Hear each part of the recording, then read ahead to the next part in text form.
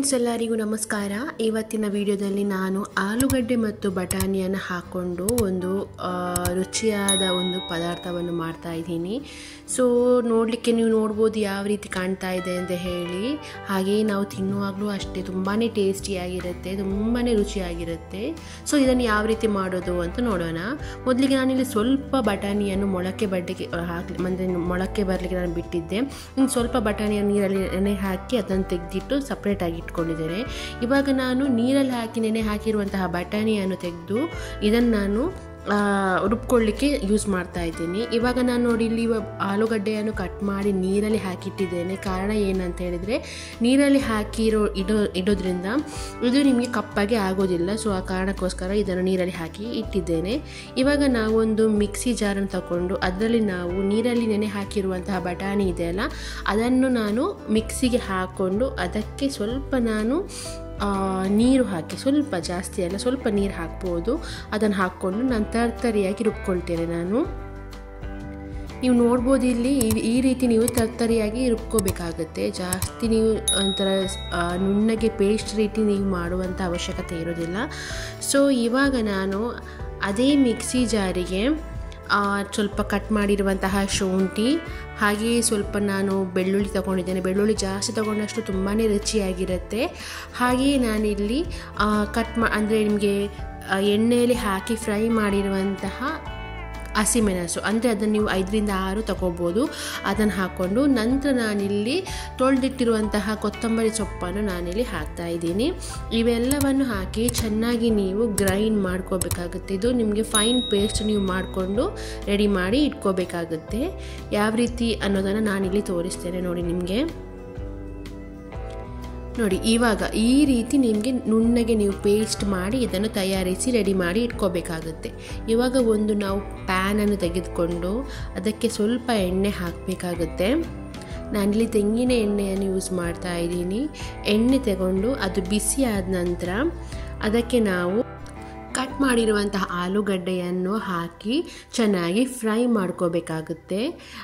ನಾವು ನೀರಲ್ಲಿ ಹಾಕಿಟ್ಟಿದ್ವಲ್ಲ ಆಲೂಗಡ್ಡೆಯನ್ನು ಅದನ್ನು ತೆಗೆದು ಎಣ್ಣೆಯಲ್ಲಿ ನಾವು ಸ್ವಲ್ಪ ಹೊತ್ತು ಫ್ರೈ ಮಾಡ್ಕೋಬೇಕಾಗುತ್ತೆ. ನೋಡಿ ಈ ರೀತಿ ಹಾಕ್ಕೊಂಡು ಇದನ್ನು ಚೆನ್ನಾಗಿ ನೀವು ಬ್ರೌನ್ ಕಲರ್ ಬರುವ ಹಾಗೆ, ಅಂದರೆ ತುಂಬ ಬ್ರೌನ್ ಬರುವಂಥ ಅವಶ್ಯಕತೆ ಇರೋದಿಲ್ಲ, ಸ್ವಲ್ಪ ಸ್ವಲ್ಪ ನಿಮಗೆ ಲೈಟಾಗಿ ಅದು ಬ್ರೌನ್ ಆಗುತ್ತೆ. ಸೊ ಅಲ್ಲಿ ತನಕ ನೀವು ಇದನ್ನು ಫ್ರೈ ಮಾಡ್ಕೋಬೇಕಾಗುತ್ತೆ. ಈ ಥರ ಮಾಡೋದ್ರಿಂದ ನಿಮಗೆ ನಾವು ಏನು ಪದಾರ್ಥ ಮಾಡ್ತಿದ್ದೇವೆ ನೋಡಿ ಅದರ ಟೇಸ್ಟ್ ತುಂಬಾ ಚೆನ್ನಾಗಿರುತ್ತೆ, ತುಂಬಾ ಟೇಸ್ಟಿಯಾಗಿ ಬರುತ್ತೆ.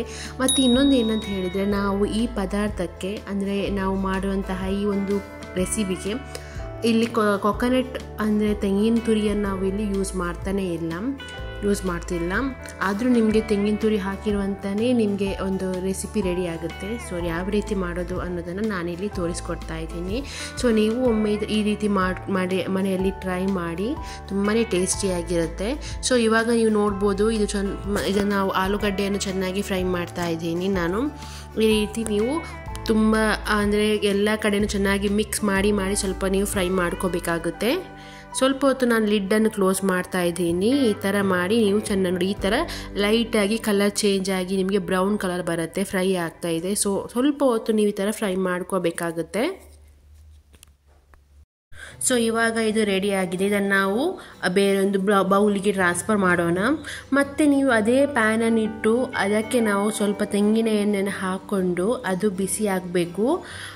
ಎಣ್ಣೆ ಹಾಕ್ತಾ ಇದ್ದೀನಿ. ಎಣ್ಣೆ ಹಾಕಿ ಸ್ವಲ್ಪ ಬಿಸಿ ಆದ ನಂತರ ನಾವು ಆಗಲೇ ರುಬ್ಬಿರುವಂತಹ ಬಟಾಣಿ ಮಸಾಲ, ಅಂದರೆ ಬಟಾಣಿ ಏನೋ ನಾವು ರುಬ್ಕೊಂಡಿದ್ವಿ ನೋಡಿ ಅದನ್ನು ಇವಾಗ ಈ ಎಣ್ಣೆಗೆ ಹಾಕ್ಕೊಂಡು ಅದನ್ನು ಚೆನ್ನಾಗಿ ನಾವು ಫ್ರೈ ಮಾಡ್ಕೋಬೇಕಾಗುತ್ತೆ. ಫುಲ್ಲು ನಿಮಗೆ ಪುಡಿ ಪೌಡರ್ ಅಂದರೆ ಬರುತ್ತೆ, ನಿಮಗೆ ತೋರಿಸ್ತೇನೆ ನಾನು, ಪೌಡರ್ ಥರ ಬರುತ್ತೆ. ಅಲ್ಲಿ ತನಕ ನಾವು ಇದನ್ನು ಚೆನ್ನಾಗಿ ಫ್ರೈ ಮಾಡ್ಕೋಬೇಕಾಗುತ್ತೆ. ಬಟಾಣಿಯ ಏನು ಹಸಿ ವಾಸನೆ ಇದೆ ನೋಡಿ ಅದು ಹೋಗೋ ತನಕ ನಾವು ಇದನ್ನು ಚೆನ್ನಾಗಿ ಫ್ರೈ ಮಾಡ್ಕೋಬೇಕಾಗುತ್ತೆ. ನಾವು ಚೆನ್ನಾಗಿ ಫ್ರೈ ಆದಾಗ ಅದರ ಕಲರ್ ಕೂಡ ತುಂಬಾ ಚೇಂಜ್ ಆಗುತ್ತೆ. ನೀವು ಇಲ್ಲಿ ನೋಡ್ಬೋದು, ಅದನ್ನು ಒಬ್ಸರ್ವ್ ಮಾಡ್ಬೋದು ಯಾವ ರೀತಿ ಕಲರ್ ಚೇಂಜ್ ಆಗುತ್ತೆ ಅನ್ನೋದನ್ನು. ಅಷ್ಟು ಚೆನ್ನಾಗಿ ಕಲರ್ ಚೇಂಜ್ ಆಗಿ ಅದು ಒಂಥರ ಪುಡಿ ಥರ ಬರುತ್ತೆ. ಸೊ ಅಲ್ಲಿ ತನಕ ನಾವು ಇದನ್ನು ಫ್ರೈ ಮಾಡ್ಕೋಬೇಕಾಗುತ್ತೆ.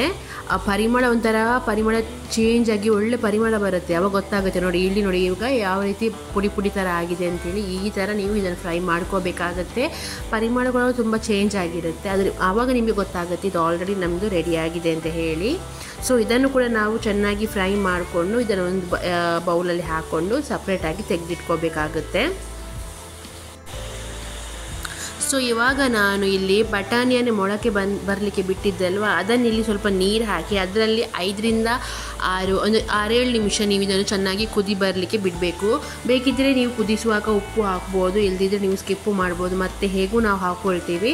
ಸೊ ಇವಾಗ ನೋಡಿ ಈ ಥರ ಕುದಿ ಬರ್ತಾ ಇದೆ, ತುಂಬ ಕುದಿ ಬರಬೇಕು. ಸ್ವಲ್ಪ ನಿಮಗೆ ಬೇಯಿಸ್ಕೋಬೇಕಾಗುತ್ತೆ. ನೀವು ಅದು ಬೇಯಿಸಿದ ನಂತರ ನೀವು ಇದನ್ನು ಗ್ಯಾಸ್ ಆಫ್ ಮಾಡಿಕೊಂಡು ಒಂದು ಸೈಡಲ್ಲಿ ನೀವು ತೆಗೆದಿಟ್ಕೋಬೋದು. ಇವಾಗ ನಾನೊಂದು ಬಾಣಲೆ ಇಟ್ಟಿದ್ದೇನೆ. ಆ ಬಾಣಲೆಯ ಸ್ವಲ್ಪ ನೀರನ್ನೆಲ್ಲ ತೆಗೆದು ಅದಕ್ಕೆ ಸ್ವಲ್ಪ ಬಿಸಿ ಆಗಲಿಕ್ಕೆ ಎಣ್ಣೆ ಹಾಕ್ತಾ ಇದ್ದೀನಿ. ಎಣ್ಣೆ ಕಾಯಬೇಕು. ಪ್ಯಾನ್ ಬಿಸಿ ಆದ ನಂತರ ಅದಕ್ಕೆ ನಾವು ಕಟ್ ಮಾಡಿರುವಂತಹ ಈರುಳ್ಳಿಯನ್ನು ಹಾಕ್ಕೋಬೇಕು. ಅದನ್ನು ಸ್ವಲ್ಪ ಹೊತ್ತು ಚೆನ್ನಾಗಿ ನಾವು ಫ್ರೈ ಮಾಡ್ಕೋಬೇಕಾಗುತ್ತೆ. ಎಣ್ಣೆಯಲ್ಲಿ ಈರುಳ್ಳಿ ತುಂಬಾ ಚೆನ್ನಾಗಿ ಫ್ರೈ ಆಗಬೇಕು. ತುಂಬ ಬ್ರೌನ್ ಕಲರ್ ಬರುವ ಹಾಗೆ ಫ್ರೈ ಮಾಡುವಂಥ ಅವಶ್ಯಕತೆ ಇಲ್ಲ. ಲೈಟಾಗಿ ನಾವು ಇದನ್ನು ಚೆನ್ನಾಗಿ ಎಣ್ಣೆಯಲ್ಲಿ ಫ್ರೈ ಮಾಡಿಕೊಂಡ್ರೆ ಸಾಕಾಗುತ್ತೆ.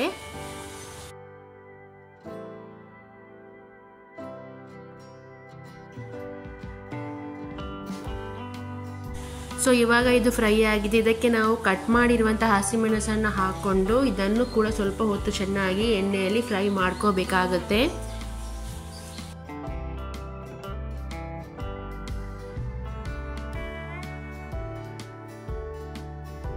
ಎಣ್ಣೆಯಲ್ಲಿ ಹಸಿಮೆಣಸಿನ ಖಾರ ಏನಿದೆ ನೋಡಿ ಅದು ಚೆನ್ನಾಗಿ ಬಿಟ್ಕೋಬೇಕು. ಅಲ್ಲಿವರೆಗೆ ನೀವು ತುಂಬಾ ಚೆನ್ನಾಗಿ ಇದನ್ನು ಫ್ರೈ ಮಾಡ್ಕೋಬೇಕಾಗುತ್ತೆ. ಇವಾಗ ಇದು ಫ್ರೈ ಆಗಿದೆ. ಇದಕ್ಕೆ ಈಗ ನಾವು ಕಟ್ ಮಾಡಿರುವಂತಹ ಟೊಮ್ಯಾಟೊವನ್ನು ಸೇರಿಸ್ಕೊಂಡು ಇದನ್ನು ಹಾಗೆ ತುಂಬ ಚೆನ್ನಾಗಿ ಎಣ್ಣೆಯಲ್ಲಿ ಫ್ರೈ ಮಾಡ್ಕೋಬೇಕಾಗುತ್ತೆ. ಆ ಟೊಮ್ಯಾಟೊದ ಸಿಪ್ಪೆ ಇದೆ ಅಲ್ವಾ, ಅದು ಬಿಡೋ ತನಕ ನೀವು ಇದನ್ನು ಚೆನ್ನಾಗಿ ಫ್ರೈ ಮಾಡ್ಕೋಬೇಕಾಗುತ್ತೆ.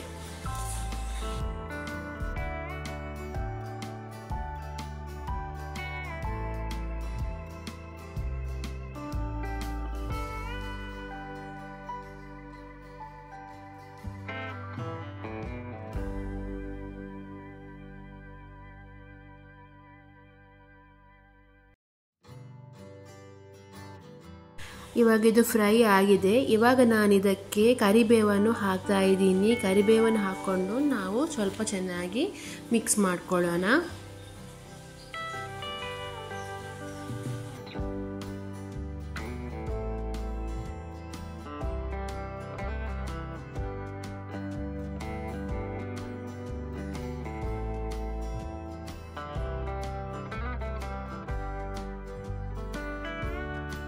ಸೊ ಇದನ್ನು ನಾವು ಸ್ವಲ್ಪ ಹೊತ್ತು ಮುಚ್ಚಳ ಮುಚ್ಚಿ ಎಣ್ಣೆಯಲ್ಲಿ ಬೇಯಿಸ್ಕೊಳ್ಳೋಣ.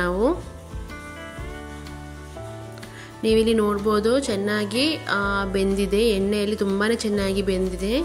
ಸೊ ಇದನ್ನು ಇವಾಗ ಸ್ವಲ್ಪ ಹೊತ್ತು ನಾವು ಚೆನ್ನಾಗಿ ಈ ಥರ ಮಿಕ್ಸ್ ಮಾಡಿ ಇದಕ್ಕೆ ನಾವು ಸ್ವಲ್ಪ ಅರಶಿನ ಆ್ಯಡ್ ಮಾಡ್ಕೋಬೇಕಾಗುತ್ತೆ.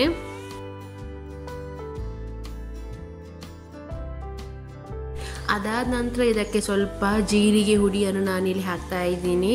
ಆಮೇಲೆ ಸ್ವಲ್ಪ ಕೊತ್ತಂಬರಿ ಹುಡಿಯನ್ನು ಕೂಡ ಇಲ್ಲಿ ಸೇರಿಸ್ತಾ ಇದ್ದೀನಿ.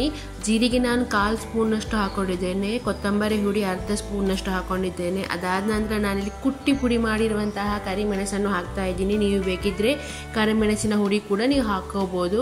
ನಂತರ ಇಲ್ಲಿ ನಾನು ರುಚಿಗೆ ಸ್ವಲ್ಪ ಉಪ್ಪನ್ನು ಇಲ್ಲಿ ಸೇರಿಸ್ತಾ ಇದ್ದೀನಿ. ಉಪ್ಪು ಹಾಕ್ಕೊಂಡು ಇವನ್ನೆಲ್ಲ ಹಾಕ್ಕೊಂಡು ಚೆನ್ನಾಗಿ ಒಮ್ಮೆ ಮಿಕ್ಸ್ ಮಾಡ್ಕೋಬೇಕಾಗುತ್ತೆ. ಈರುಳ್ಳಿ ಟೊಮೆಟೊ ಹಸಿಮೆಣಸಿನ ಜೊತೆ ಈ ಒಂದು ಮಸಾಲೆ ಚೆನ್ನಾಗಿ ಮಿಕ್ಸ್ ಆಗಿ ಫ್ರೈ ಆಗಬೇಕಾಗುತ್ತೆ. ಸೊ ಇವಾಗ ಇವನ್ನೆಲ್ಲ ನಾನು ಫ್ರೈ ಮಾಡಿ ಚೆನ್ನಾಗಿ ಎಣ್ಣೆಯಲ್ಲಿ ಫ್ರೈ ಮಾಡ್ತಾ ಇದ್ದೀನಿ. ಹಾಗೆ ನಾನು ಇದಕ್ಕೆ ಸ್ವಲ್ಪ ಇಂಗು ಪೌಡರನ್ನು ಹಾಕ್ತಾ ಇದ್ದೀನಿ. ಇಂಗು ಪೌಡರ್ ಸ್ವಲ್ಪ ಹಾಕೋಬೇಕಾಗುತ್ತೆ, ಯಾಕಂದರೆ ಆಲೂಗಡ್ಡೆ ಹಾಕಿರೋದ್ರಿಂದ ನಾವು ಇಂಗನ್ನು ಸ್ವಲ್ಪ ಇಲ್ಲಿ ಸೇರಿಸ್ತಾ ಇದ್ದೀವಿ. ಸೊ ಇವನ್ನೆಲ್ಲ ಹಾಕ್ಕೊಂಡು ಇವಾಗ ಚೆನ್ನಾಗಿ ಮಿಕ್ಸ್ ಮಾಡ್ಕೋಬೇಕು. ಎಲ್ಲನೂ ಚೆನ್ನಾಗಿ ಮಿಕ್ಸ್ ಆಗಬೇಕು. ಸೊ ಅಲ್ಲಿ ತನಕ ನಾವು ಚೆನ್ನಾಗಿ ಇದನ್ನು ಫ್ರೈ ಮಾಡ್ಕೋಬೇಕಾಗುತ್ತೆ. ಈ ಮಸಾಲೆಯ ಹಸಿ ವಾಸನೆ ಏನಿದೆ ನೋಡಿ ಅದು ಕೂಡ ಹೋಗಬೇಕು. ಅಲ್ಲಿ ತನಕ ನೀವು ಚೆನ್ನಾಗಿ ಇದನ್ನು ಫ್ರೈ ಮಾಡ್ಕೋಬೇಕಾಗುತ್ತೆ ಎಣ್ಣೆಯಲ್ಲಿ. ಇದು ಚೆನ್ನಾಗಿ ಫ್ರೈ ಆಗಬೇಕು. ಅದಕ್ಕೋಸ್ಕರ ನಾನು ಮುಚ್ಚಳ ಮುಚ್ಚಿ ಸ್ವಲ್ಪ ಹೊತ್ತು ಇದನ್ನು ಎಣ್ಣೆಯಲ್ಲಿ ಫ್ರೈ ಆಗಲಿಕ್ಕೆ ನಾನು ಬಿಡ್ತಾ ಇದ್ದೀನಿ.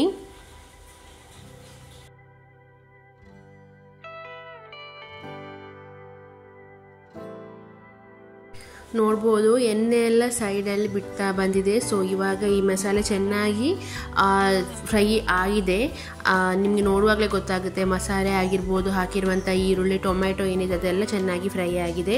ಇವಾಗ ನಾವು ಆಗಲೇ ಎಣ್ಣೆಯಲ್ಲಿ ಫ್ರೈ ಮಾಡಿಟ್ಕೊಂಡಿದ್ವಲ್ಲ ಬಟಾಣಿದು ಒಂದು ಪೇಸ್ಟನ್ನು, ಸೊ ಅದನ್ನು ಇವಾಗ ನಾನು ಇದರಲ್ಲಿ ಹಾಕ್ತಾ ಇದ್ದೀನಿ.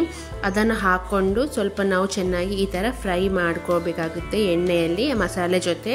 ಅದಾದ ನಂತರ ನಾವು ಆಗಲೇ ರುಬ್ಬಿರುವಂತಹ ಗ್ರೀನ್ ಮಸಾಲ ಏನಿದೆ ನೋಡಿ, ಕೊತ್ತಂಬರಿ, ಮೆಣಸು, ಕೊತ್ತಂಬರಿ ಎಲೆ, ಸೊಪ್ಪನ್ನು ಹಾಕ್ಕೊಂಡಿದ್ದೀವಲ್ವ, ಅದನ್ನು ಏನು ಪೇಸ್ಟ್ ನಾವು ಮಾಡಿದ್ದೇವೆ ನೋಡಿ ಅದನ್ನು ಇವಾಗ ಇಲ್ಲಿ ನಾವು ಸೇರಿಸ್ಕೋಬೇಕಾಗುತ್ತೆ. ನಾನಿಲ್ಲಿ ಅದನ್ನು ಎಲ್ಲವನ್ನು ಚೆನ್ನಾಗಿ ಇಲ್ಲಿ ಸೇರಿಸ್ಕೊಳ್ತಾ ಇದ್ದೀನಿ.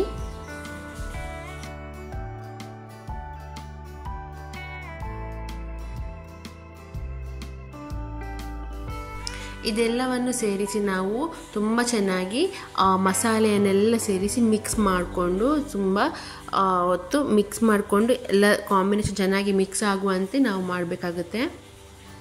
ಈ ಥರ ಚೆನ್ನಾಗಿ ನಾವು ಮಿಕ್ಸ್ ಮಾಡ್ಕೋಬೇಕಾಗುತ್ತೆ.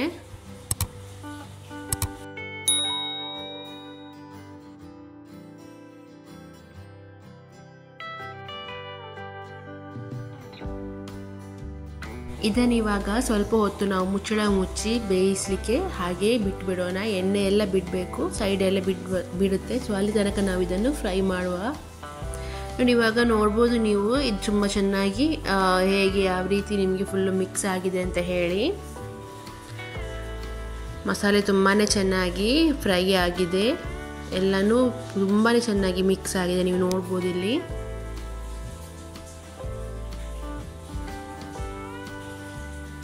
ಸೊ ಇವಾಗ ನಾನಿಲ್ಲಿ ಇದಕ್ಕೆ ನಾವು ಫ್ರೈ ಮಾಡಿಟ್ಟಿರುವಂತಹ ಆಲೂಗಡ್ಡೆ ಇದೆ ಅಲ್ವಾ, ಅದನ್ನಿಲ್ಲಿ ನಾನು ಹಾಕ್ತಾ ಇದ್ದೀನಿ. ಹಾಗೆಯೇ ನಾವು ಬೇಯಿಸಿರುವಂತಹ ಬಟಾಣಿ ಇದೆ ಅಲ್ವಾ, ಅದನ್ನು ನಾನಿಲ್ಲಿ ಸೇರಿಸ್ತಾ ಇದ್ದೀನಿ. ಇವನ್ನೆಲ್ಲ ಒಮ್ಮೆ ಚೆನ್ನಾಗಿ ನಾವು ಮಿಕ್ಸ್ ಮಾಡ್ಕೋಬೇಕಾಗುತ್ತೆ. ಮಸಾಲೆ ಎಲ್ಲನೂ ಚೆನ್ನಾಗಿ ಆಲೂಗಡ್ಡೆ ಮತ್ತು ಬಟಾಣಿ ಜೊತೆ ಮಿಕ್ಸ್ ಆಗಿ ಆಗುವಂತೆ ನಾವಿಲ್ಲಿ ಮಿಕ್ಸ್ ಮಾಡ್ಕೋಬೇಕಾಗುತ್ತೆ.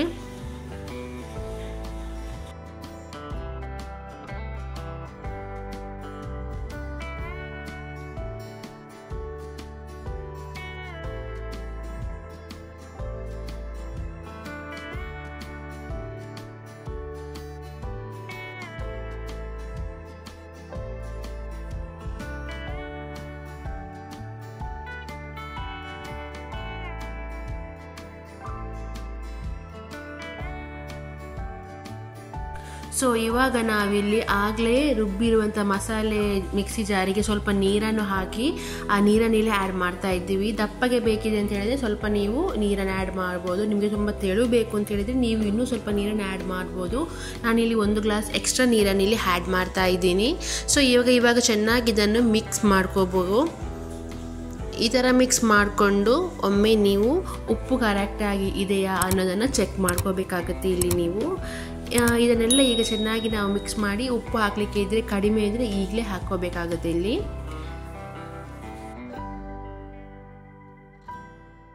ಇವಾಗ ನಾವು ಇದನ್ನು ಸ್ವಲ್ಪ ಹೊತ್ತು ಮುಚ್ಚಳ ಮುಚ್ಚಿ ಮಸಾಲೆಯನ್ನು ಚೆನ್ನಾಗಿ ಬೇಯಿಸ್ಕೊಳ್ಳೋಣ.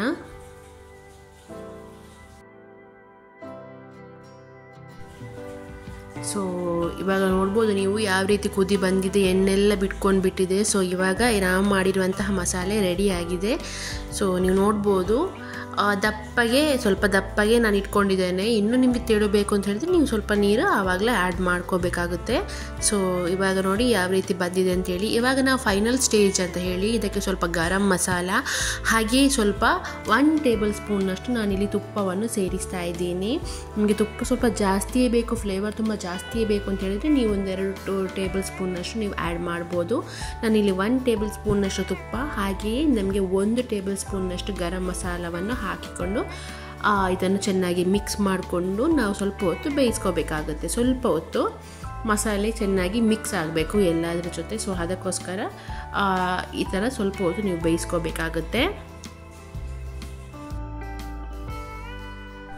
ಸೊ ಇವಾಗ ಇದು ರೆಡಿಯಾಗಿದೆ. ಫೈನಲ್ ಆಗಿ ನಾವು ಇದಕ್ಕೆ ಸ್ವಲ್ಪ ಕೊತ್ತಂಬರಿ ಸೊಪ್ಪನ್ನು ಕಟ್ ಮಾಡಿ ಹಾಕ್ಕೊಳ್ಳೋಣ. ನೋಡಿ ಚೆನ್ನಾಗಿರುತ್ತೆ, ಟೇಸ್ಟ್ ಕೂಡ ಚೆನ್ನಾಗಿ ಬರುತ್ತೆ. ಬೇಕಿದ್ರೆ ನೀವು ಇಲ್ಲಿ ನಿಮಗೆ ಕಸೂರಿ ಮೇಥಿಯನ್ನು ಹಾಕ್ಕೋಬೋದು, ಅದು ತುಂಬಾ ಟೇಸ್ಟಿಯಾಗಿ ಇರುತ್ತೆ. ನಾನು ಈ ಥರ ಹಾಕ್ಕೊಂಡು ಸ್ವಲ್ಪ ಹೊತ್ತು ಮುಚ್ಚಳ ಮುಚ್ಚಿ ಬೇಯಿಸ್ಕೊಳ್ತೇನೆ. ಇವಾಗ ನೀವು ನೋಡ್ಬೋದು ನಾವು ಮಾಡಿರುವಂತಹ ಆಲೂಗಡ್ಡೆ ಮತ್ತು ಬಟಾಣಿಯ ರೆಸಿಪಿ ಅಂದರೆ ಪದಾರ್ಥ ರೆಡಿಯಾಗಿದೆ.